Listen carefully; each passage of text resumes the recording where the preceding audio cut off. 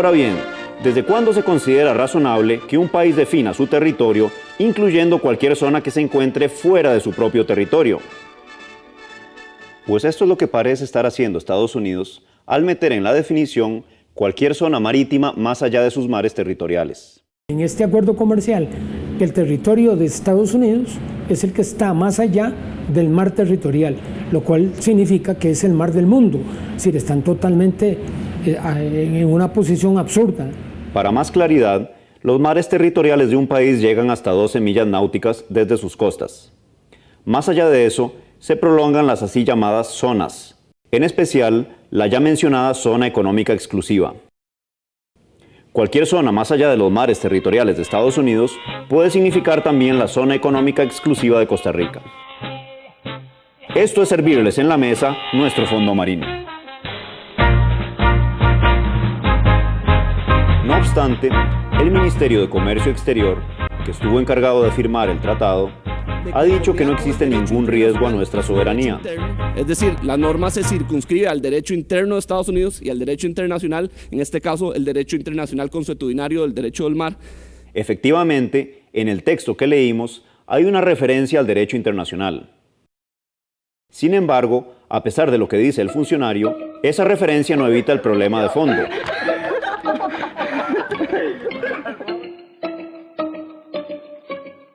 Para empezar, los Estados Unidos no son firmantes de la Convención de Derecho del Mar.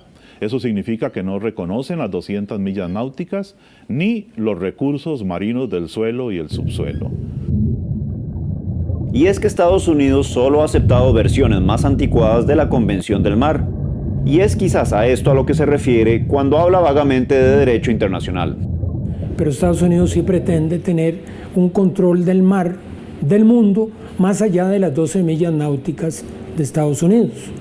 De tal manera que técnicamente, desde el punto de vista estadounidense, el mar de Costa Rica no se vería así, sino así.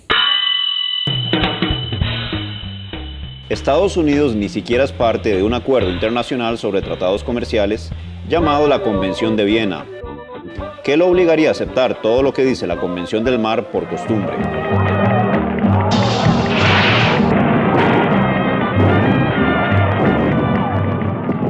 Es una pena que los negociadores de Costa Rica no hayan imitado a México, país que en su TLC con Estados Unidos hizo una prudente referencia a la Convención actual de Naciones Unidas.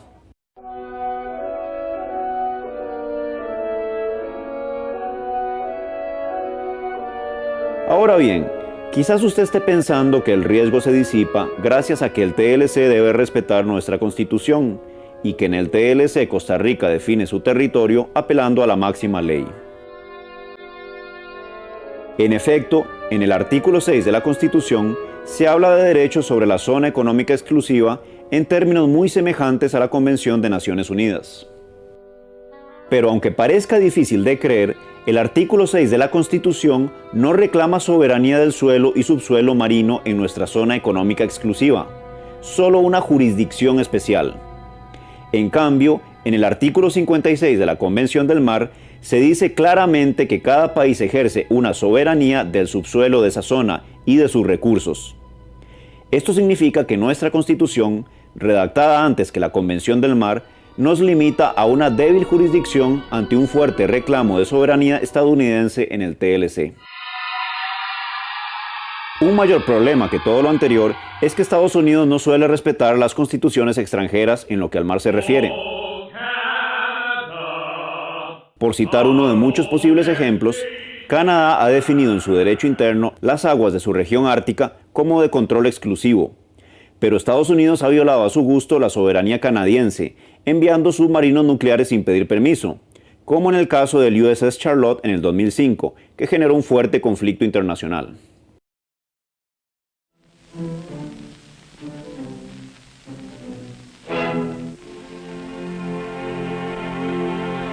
Más importante es que Estados Unidos no solo no ha ratificado la Convención de Naciones Unidas, sino que ha rechazado explícitamente el capítulo 11 de esta convención.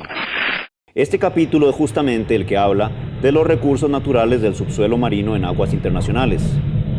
En este importante capítulo se declara estos recursos patrimonio de la humanidad, y se prohíbe claramente que ningún país reclame soberanía sobre ellos. Todas estas prohibiciones han sido rechazadas por Estados Unidos desde tiempos de Reagan, por lo que este poderoso país perfectamente puede considerar que el lecho marino de nuestras 200 millas náuticas son aguas internacionales sin ninguna protección.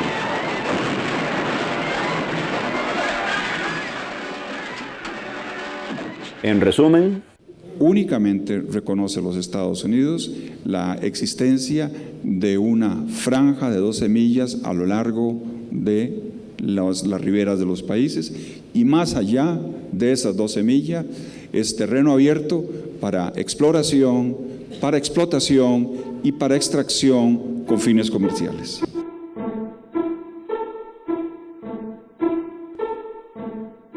Para contribuir con la ambigüedad, en la frase que dice Estados Unidos podrá ejercer derechos, los negociadores costarricenses tradujeron mal la palabra may, que literalmente significa pueda o podría.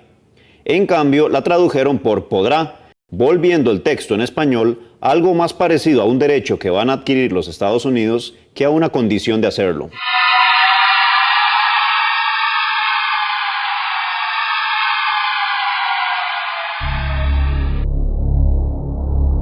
Tras permitir esta desanexión marina, los funcionarios del Ministerio de Comercio Exterior se han limitado a hablar de cualquier cosa menos del suelo marino en sí.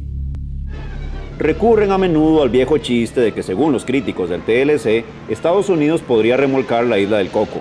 Me dijeron que con el TLC se está vendiendo la isla del Coco. ¿Qué creen ustedes? ¡Ay, no! El TLC es un tratado comercial como muchos que hay en el mundo. Pero cuando estos señores se ven obligados a hablar de la placa de cocos, entonces dejan de reír.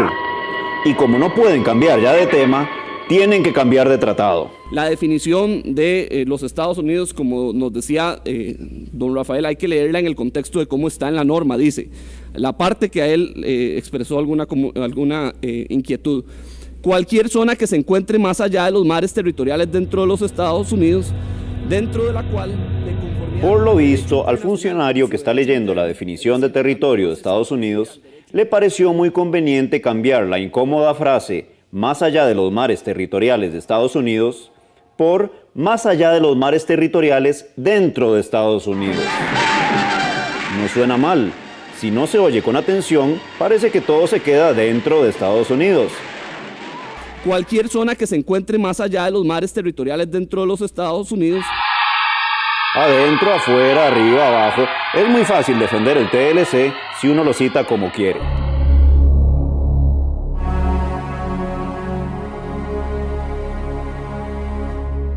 Bajo estas condiciones, Costa Rica podría ser el primer país en la historia de la humanidad que entrega la soberanía de la mayor parte de su territorio y de sus riquezas de una manera voluntaria. En la historia de las guerras, hay rendiciones incondicionales que han sido menos severas para los países derrotados. Ahí es donde yo caigo en la cuenta y llamo la atención de los costarricenses y de los políticos, de nuestros empresarios inclusive, de la gran riqueza que tenemos y el potencial del desarrollo que tiene Costa Rica. No es posible que por un error de unos muchachos que van a negociar un TLC, que posiblemente ignoran mucho de esto, vayamos a cometer un error tan grave, ¿verdad? Históricamente muy grave. Es sencillamente haber traicionado la patria y la gesta del 56, que fue una lucha por nuestra soberanía. En este momento ese es el asunto fundamental, una lucha por nuestra soberanía sobre los fondos marinos de Costa Rica.